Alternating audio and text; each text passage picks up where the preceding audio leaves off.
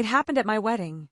When the announcer said, "Please welcome the parents of the bride," she stood up, and then slowly sat back down when she realized he wasn't talking about her. Everyone applauded. I didn't look at her that I didn't need to, because 5 years earlier, she had told me not to come home for Thanksgiving. That was the day I stopped trying to earn a place in my family and started building a new one. The wedding felt calm in a way I didn't expect. Not loud, not rushed, just steady. Soft music moved through the air, glasses clinked gently, and sunlight settled over the vineyard like it knew it was supposed to be there. People talked in low voices, smiling, leaning toward each other. It didn't feel chaotic or overwhelming. It felt held. I stood beside Marcus, my hand in his, and I realized something that surprised me. I wasn't nervous about the wedding. Not about the vase. Not about the future. I was curious. Curious about how this moment would feel once it arrived. Curious about what it would stir in me. Curious about whether I would feel anything at all. For most of my life, big family moments came with tension. I learned to brace myself before birthdays, holidays, milestones. There was always something that could go wrong. Someone who needed more. A reason I should step back. But standing there, dressed in white, surrounded by people who had chosen me again and again, I felt grounded. Not angry. Not shaky. Just present. I scanned the room slowly, taking it all in. Richard laughing with someone near the front. Eleanor sitting tall, hands folded, her eyes bright in that quiet way that meant she was holding back tears. Marcus's siblings moving easily through the crowd, checking on guests, making sure everyone felt welcome. This was my life now. This was real. Then I saw them. In the back of the room, near the entrance, my biological parents stood side by side. Not seated, just standing there unsure. They looked older than I remembered.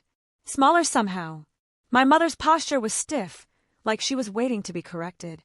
My father's hands were in his pockets, his shoulders slightly rounded, his eyes moving everywhere except forward. I didn't feel a rush of anger when I saw them. No spike in my chest. No heat in my face. I noticed them the way you notice something from a past life, familiar but distant. Like a street you used to live on but no longer recognize. The MC stepped closer to the microphone at the front of the room. I could see him glance at his card, then out at the guests. Conversation softened. People began to turn their attention forward. The moment was coming. I felt it in the air, like a held breath. I didn't look back at my parents again. I didn't need to. This moment wasn't about them.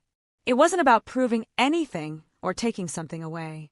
It was about truth, about clarity, about finally standing in a life that reflected who I was and who had shown up for me. As the MC lifted the microphone, I felt calm settle deeper into me. Whatever happened next, I knew one thing for certain. I wasn't waiting to be chosen anymore. The MC cleared his throat and smiled out at the room. The soft music faded just enough for his voice to carry. Conversation stopped. Glasses were lowered. Chairs shifted as people turned forward, ready for the next part of the evening. "Before we continue," he said warmly, "I'd like to recognize some very important people." I felt Marcus's hand tighten around mine, not in warning, just in presence. I kept my eyes forward. My breathing stayed slow. I already knew what was coming. "Please join me in welcoming the parents of the bride."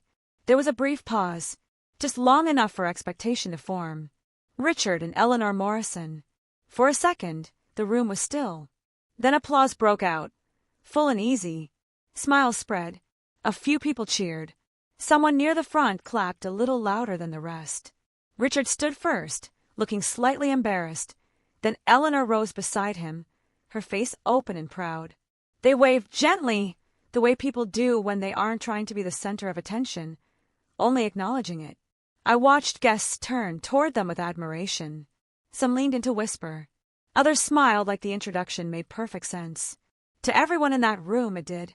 In the back, I saw my mother freeze. Her smile never fully formed. Her eyes narrowed, then widened, searching the room like she was waiting for someone to correct a mistake. Her lips moved silently, shaping a question that didn't land anywhere. My father's reaction was quieter. He didn't look confused. He looked still.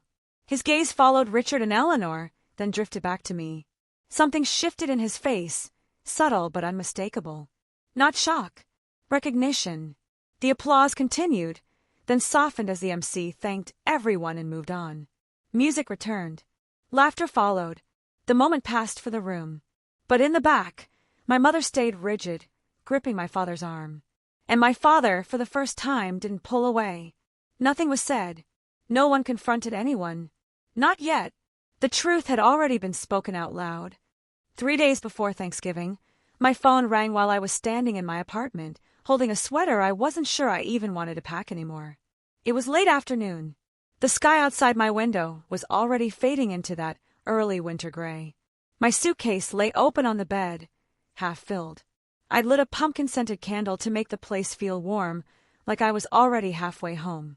My mother's name flashed on the screen. I smiled when I answered. I always did. "Hey, Mom," I said. "I was just—" "Tori," she interrupted. Her voice was flat. Not angry. Not upset. Just efficient. Like she was crossing something off a list. "I need to tell you something." My stomach dropped. That tone never meant good news. "What's wrong?" I asked. "Is Dad okay?" "Your father's fine." A short pause. Then, "Don't come home this year." The words landed quietly. No build-up. No explanation. For a second, I actually laughed. I thought maybe I'd misheard her. "What?" "Victoria doesn't want drama," she said.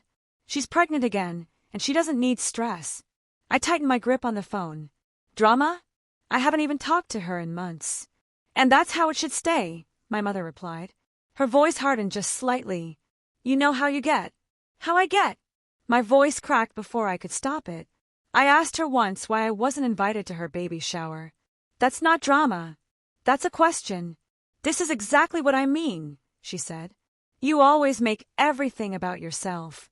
I stared at the floor, at the edge of my suitcase, at the ticket confirmation email open on my laptop. "Mom, I already bought my plane ticket." "Then get a refund," she said like it was nothing. "Victoria is pregnant. She comes first." There was no yelling, no argument, no raised voices, just a decision that had already been made. "Okay," I said softly, though my chest felt tight. "Good," she replied. "I knew you'd understand." The line went dead. I stood there for a long moment, phone still pressed to my ear, listening to nothing. No goodbye, no apology, no hesitation. There wasn't a fight. That's what hurt most. I sank onto the edge of the bed and looked at my packed bags. Everything in that room felt suddenly pointless. The candle burned on. Snow began to fall outside my window. And I realized something slowly, painfully clear. I hadn't been uninvited because I did something wrong. I had been dismissed. After that phone call, memories didn't rush in all at once. They came slowly, quietly, like things I'd kept in the back of a drawer and finally stopped avoiding. Not a long list. Not every hurt. Just enough to see the pattern clearly. The first one that came back to me was my graduation. I had worked hard for that day. 4 years of late nights, part-time jobs, skipping trips, saying no to things because I couldn't afford them. I was proud in a way I didn't say out loud. I wore my cap and gown and sat with my classmates, scanning the crowd for familiar faces. Parents were waving, taking pictures, standing on chairs to get a better view. I didn't see mine. The ceremony started. Names were called. Mine was coming closer. I kept looking. Still nothing. When I finally walked across the stage, I smiled anyway. I told myself they'd be there after. They always had a reason. They arrived almost 2 hours later. My mother hugged me quickly and said, "Victoria had a prenatal appointment we couldn't move." Like that explained everything. My father stood beside her, hands in his pockets, nodding. He didn't argue. He didn't apologize. He just said, "You know how it is." I didn't know how it was. My sister was pregnant. That made everything else flexible. The second memory was smaller, but it stayed with me longer. A family dinner, months before that Thanksgiving call. I'd seen photos online. Everyone gathered together. Smiling. Plates full. I hadn't been invited. When I asked my mother about it later, carefully, like I was walking on thin ice, she sighed. "Oh, it was last minute," she said. "Victoria didn't think you'd want to come." I hadn't even been asked. I remember looking at my father then, waiting for him to say something. Anything. to ask why his other daughter hadn't been included, to notice that I was standing right there. He didn't. He just kept eating, eyes on his plate, like silence was the safest place to stand. That was always his role. He never chose sides out loud. He just let the choosing happen around him. And somehow, that always meant choosing her. It took me a long time to understand this wasn't about explosions or cruelty. There were no insults, no dramatic scenes, no outright rejection. That's why it was so confusing. On the surface, everything looked fine. They weren't cruel. They were comfortable. Comfortable letting one child take up space while the other learned to shrink. Comfortable avoiding tension instead of addressing it. Comfortable calling my questions drama because it was easier than answering them. My sister wasn't evil. She was favored. My mother wasn't heartless. She was decisive. My father wasn't mean. He was quiet in moments that required courage. And I wasn't too sensitive. I was just paying attention. Once I saw the pattern, I couldn't unsee it. And for the first time, I stopped trying to explain myself to people who were never really listening. That was the beginning of the end. Not of the family I came from, but of a hope that they would ever change. Thanksgiving morning came quietly. No alarms. No messages. No plans to rush through. I woke up in my apartment to the sound of other people's lives happening above and around me. Doors opening. Footsteps. Children laughing. Someone down the hall arguing gently about who forgot the roles. The smell of food drifted through the vents, warm and familiar. Stuffing. Roasted turkey. Butter. I made coffee and stood by the window, watching snow fall onto the street below. My phone stayed silent. No text from my mother. No message from my father. Nothing from my sister. For a while, I told myself it didn't matter. That I'd expected this. That I was fine. Around midday, the quiet started to feel heavy. Not loud sadness. Just a weight that sat in my chest. I opened social media and immediately regretted it. Photos of families around tables. Matching sweaters. Smiling faces. Captions about gratitude and togetherness. I closed the app and sat back on the couch, staring at the wall. I thought about staying in. Ordering delivery. Letting the day pass without marking it. That felt like the easiest option. But it also felt like disappearing. And I had spent too much of my life doing that already. So I put on my coat and left. The restaurant was warm the moment I stepped inside. The kind of warmth that settles into your bones. Candles flickered on tables. Silverware clinked. Glasses touched and pulled apart. Everywhere I looked, people were leaning toward each other, talking over plates piled high with food. Laughter moved through the room in soft waves. I was seated at a small table near the corner. Just one place setting. I ordered the Thanksgiving special because that was the point, wasn't it? The turkey arrived golden and steaming. Mashed potatoes. Cranberry sauce. Gravy poured carefully over everything. It looked perfect. I took a bite and realized I couldn't taste it. I wasn't crying. I wasn't panicking. I just sat there listening. A father telling a story too long. A child asking for more bread. Someone arguing about football. Normal things. Ordinary happiness. And suddenly, something inside me gave way, quietly. Not in pain. In understanding. I had been trying for years to earn a place at a table that didn't want to make room for me. I had called it loyalty. Patience. Love. But sitting there, alone among people who belonged somewhere, I saw it clearly. This wasn't loneliness. This was clarity. Loneliness would have begged me to go back. To apologize. To shrink again, so I could be included. Clarity did the opposite. It showed me that going home wouldn't fix this. That isolating myself wouldn't either. Both options kept me stuck. I didn't want to disappear. I wanted to be present somewhere I was welcome. I looked around the room again. At the warmth. At the noise. At the life happening all around me. And for the first time that day, I felt steady. If I was going to have a Thanksgiving alone, it wouldn't be one where I punish myself. It would be the one where I finally stopped abandoning myself too.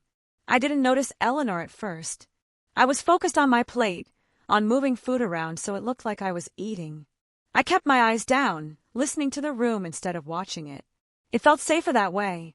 I didn't want to accidentally meet someone's gaze and have them see what I was holding together. Then a voice reached me, close and gentle. "Are you all right, honey?" I looked up. A woman stood beside my table, maybe late 60s, silver hair pulled back neatly, her expression calm but attentive. Not alarmed. Not intrusive. Just present. Like she'd noticed something and decided not to ignore it. "I'm fine," I said automatically. "Just allergies." She smiled slightly, not unkind, just honest. Allergies don't usually show up on Thanksgiving. I let out a breath that was half a laugh, half something else. "I guess not." She glanced toward the large table beside mine, then back at me. "You're here alone." I nodded, saying more felt unnecessary. "No one should eat alone today," she said, simply. Not dramatic, not pitying, just stating a fact. "Would you like to join us?" The words caught me off guard. I shook my head right away. "Oh no. That's really kind, but I couldn't. I don't want to intrude." "You wouldn't be intruding," she said. "You'd be sitting." I hesitated. "I don't even know you." She nodded, like that was fair. "That's true." Then she added, almost casually, "But we know how to pass food and argue politely. You'd fit right in." I glanced at her table. An older man laughing. A younger couple helping kids with napkins. A man about my age leaning back in his chair, listening more than talking. It looked easy. Lived in. Real. "I'm really okay," I said again, softer this time. "I promise." She studied my face for a moment, then smiled. "All right." She paused. "But if you change your mind, we're right here." She didn't wait for an answer. Just turned and walked back to her seat. I stared at my plate, at my small table, at the empty chair across from me. A few minutes passed. Then I heard a chair scrape softly against the floor beside me. I looked up to see the older man standing, holding the back of the chair that had been next to me all along. "She's terrible at taking no for an answer," he said, nodding toward the woman. 43 years, and I've learned it's easier to help." He pulled the chair out slightly, not toward her table, toward me, like the choice was still mine. I looked at the space he'd made, then at my food, then at the family beside me, passing dishes without asking, talking over each other, laughing in a way that didn't feel forced. I stood up slowly. "Okay," I said. "Just for a little while." Eleanor looked up and smiled, not triumphant. Just glad. That was it. No big moment. No speech. No rescue.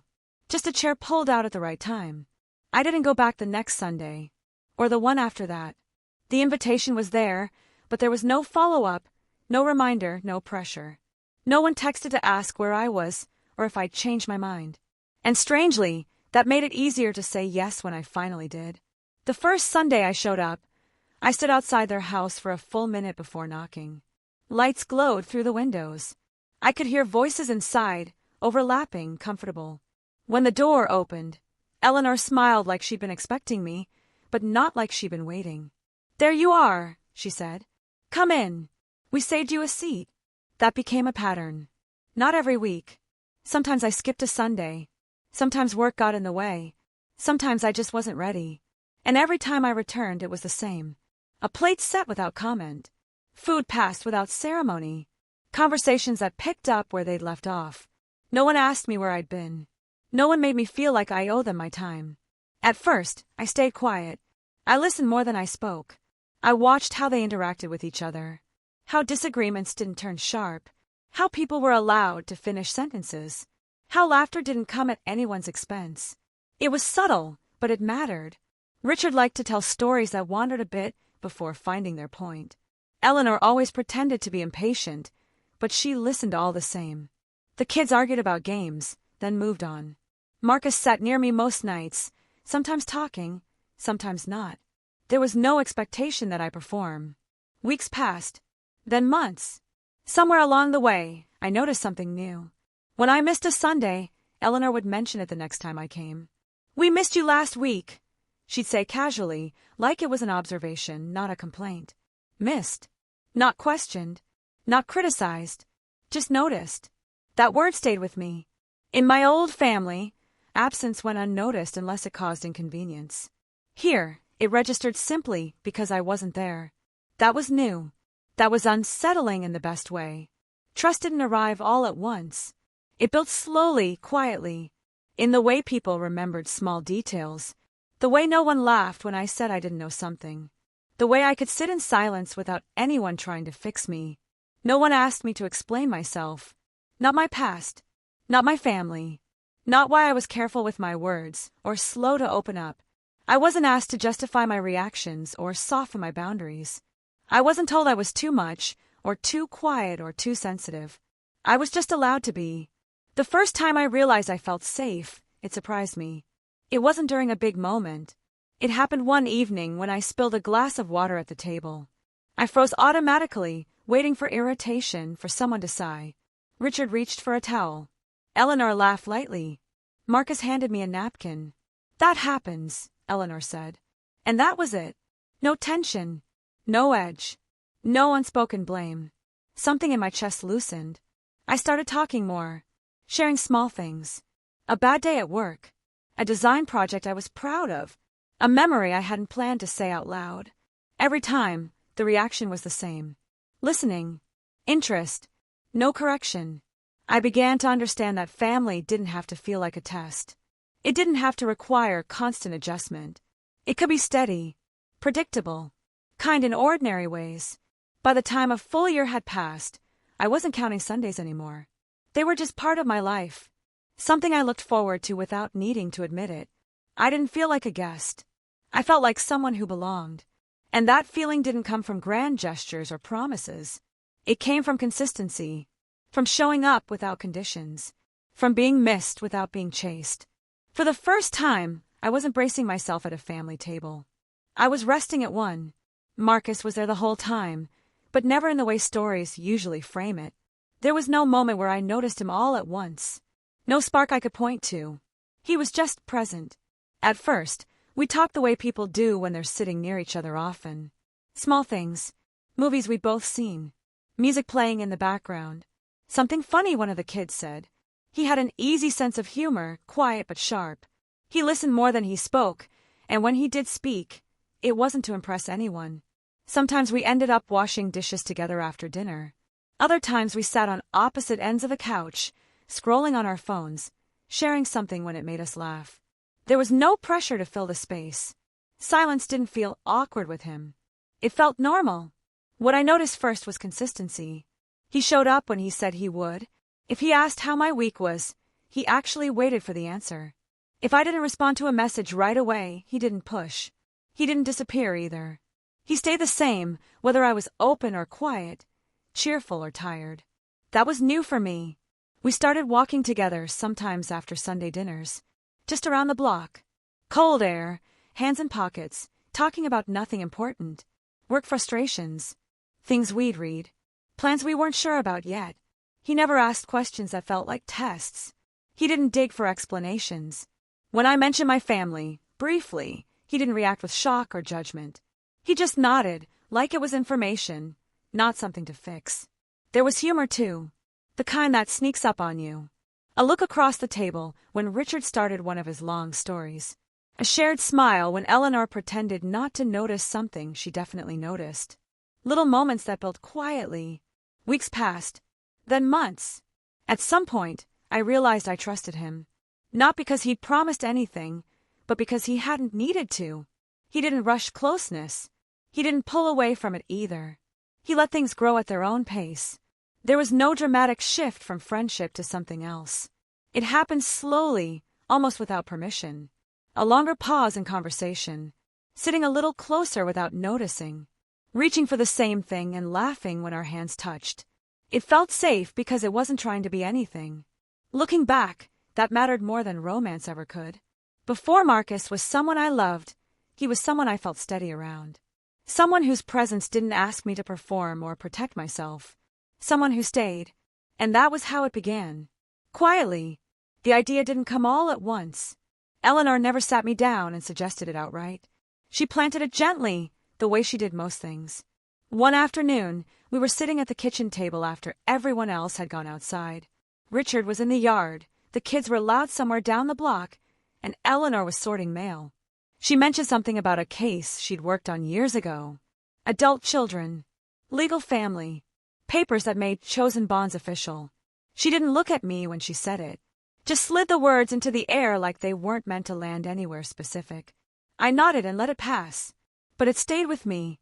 At first, the thought made me uncomfortable. almost guilty. Like even considering it meant I was betraying something sacred. You don't replace your parents. You don't rewrite your life. You endure. You accept. That's what I'd always been taught. I told myself it was too much. Too permanent. Too dramatic. But the longer I sat with it, the more I realized what scared me wasn't the idea itself. It was what it represented. Finality. A line I couldn't step back over.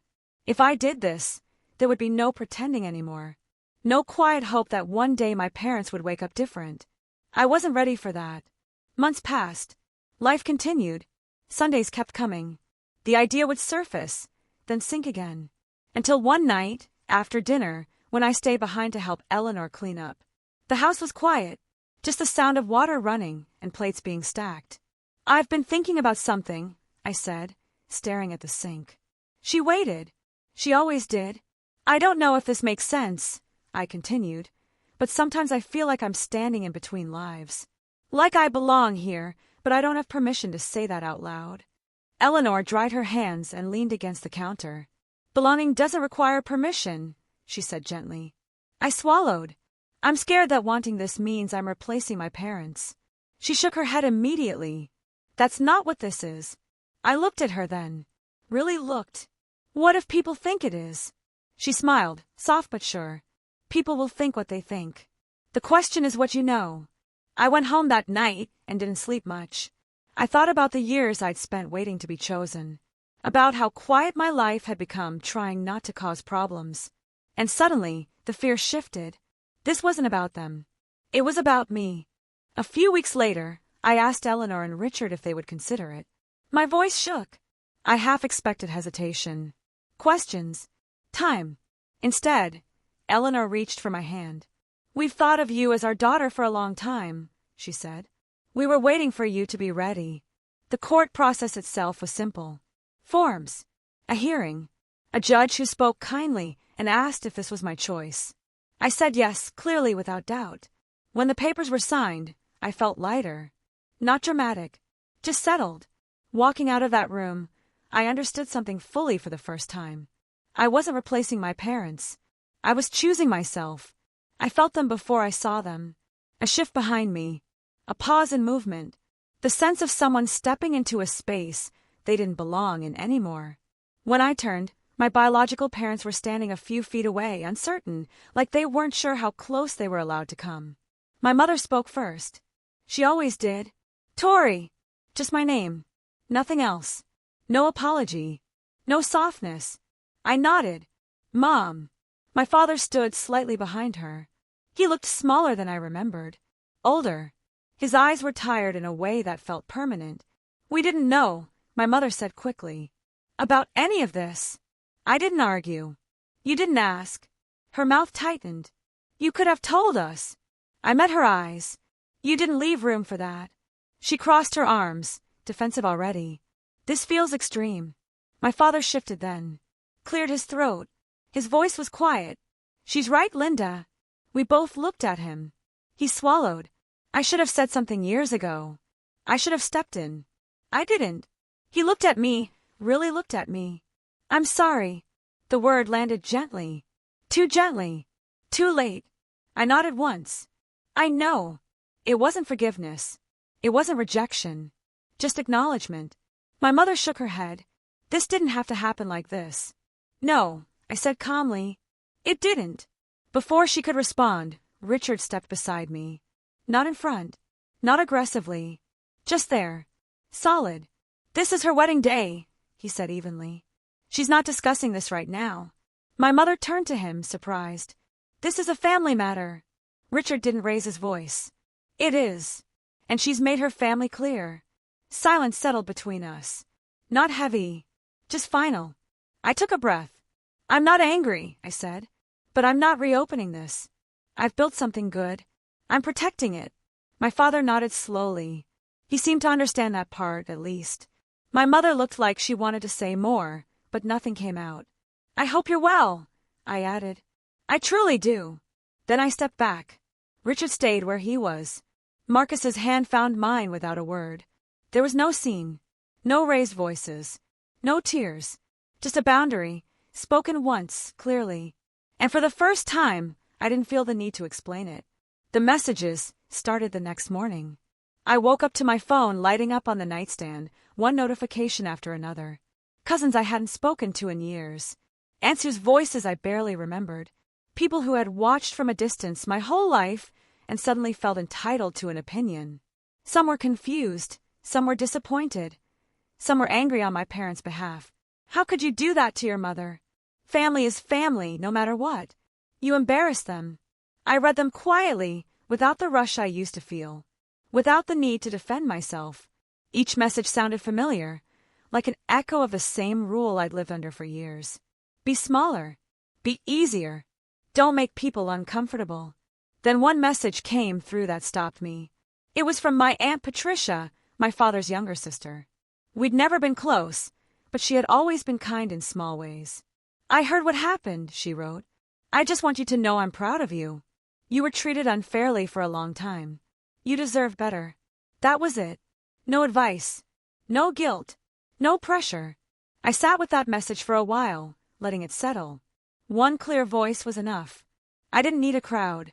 I didn't respond to the others. I didn't argue or explain. I opened each thread, paused for a moment, and blocked the number. Not out of anger. Not to punish anyone. Just to protect the quiet I'd worked so hard to build. By the afternoon, my phone was still. Marcus found me sitting by the window, the lights soft on the floor. You okay? He asked. I nodded. Yeah, I really am. And I meant it. There was no dramatic relief. No sense of victory. Just a calm acceptance. Some people would never understand my choices. Some stories would always be told without my voice in them. That was fine. I wasn't living for their understanding anymore. I had my life and I had my family. And for the first time, I didn't feel pulled backward by any of it. I felt free. 5 years later, Thanksgiving looked completely different. The house was full before noon. Coats piled on the chair by the door. Shoes scattered where people had kicked them off without thinking. The kitchen smelled like butter and herbs, and something sweet baking in the oven. Voices overlapped in a way that felt familiar now, not overwhelming. The table was set for more people than it technically fit. Extra chairs pulled in. Plates placed a little closer together. No one worried about space. Someone always made room. I stood near the doorway for a moment, holding my daughter against my chest. She was warm and heavy in that sleepy way babies get when they're passed around too much. Marcus was across the room, helping Richard with something that didn't actually need help. Eleanor moved easily between rooms, checking on food, touching shoulders, making sure everyone felt seen. I looked at the table. Every seat was filled. There were conversations happening at once.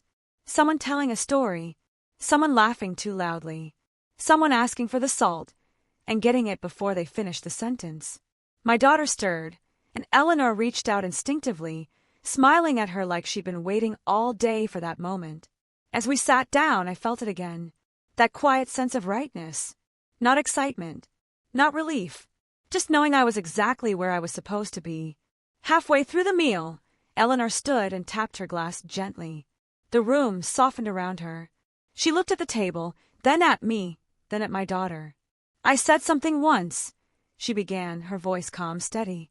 Years ago, and I still believe it. She smiled, just a little. No one should eat alone on this day. Around the table, heads nodded. Someone reached for someone else's hand. I felt Marcus's knee brush mine, grounding and familiar. I looked at my child, at the people around her, at the life stretched out in front of us. I thought about the girl I'd been once, sitting alone at a restaurant, wondering if she belonged anywhere at all.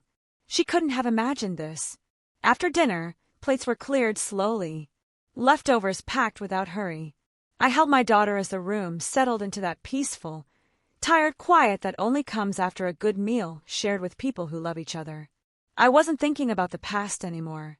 I was thinking about the future, about how my child would grow up knowing she was wanted, about how she would never question whether she had a place at the table.